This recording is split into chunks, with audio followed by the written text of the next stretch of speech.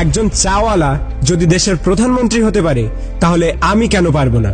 একটা ছেলে যে জঞ্জাল সাফ করার কাজ করত আর সে যদি বিশ্বের অন্যতম ক্রিকেটার হয়ে দেখাতে পারে তাহলে আমি কেন পারবো না? একটা মানুষ কোনো ডিগ্রি ছাড়াই শুধুমাত্র পেট্রোল পাম্পে কাজ করে ইন্ডিয়ার বেস্ট বিজনেসম্যান হতে পারে তাহলে আমি কেন পারবো না?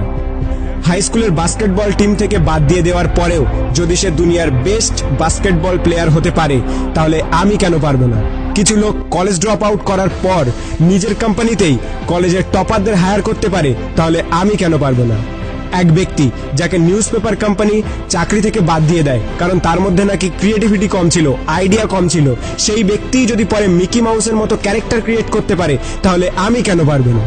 একটা মানুষ যার গার্লফ্রেন্ড তার সাথে ব্রেকআপ করে নেয় এবং তাকে সমস্ত সোশ্যাল সাইট থেকে ব্লক করে দেয়, কিন্তু সেই ব্যক্তি পরে দুনিয়ার সব থেকে বড় সোশ্যাল নেটওয়ার্কিং সাইট ফেসবুক বানিয়ে দিতে পারে তাহলে আমি কেন পারবো না?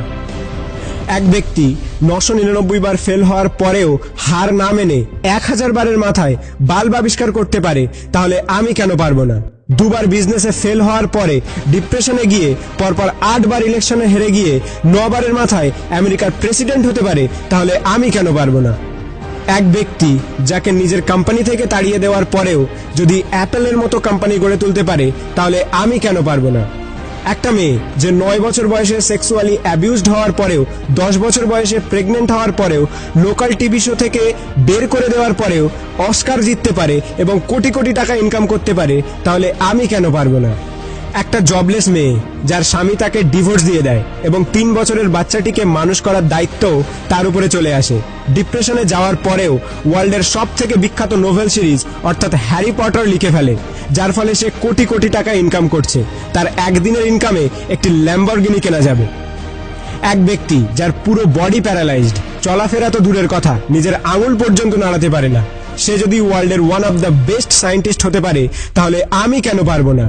তোমরা সব জিনিসই অ্যাচিভ করতে পারো যেটা তোমরা করতে চাও, যার স্বপ্ন তোমরা দেখো, শুধু তার জন্য একটা আগুন দরকার, একটা স্পার্ক দরকার।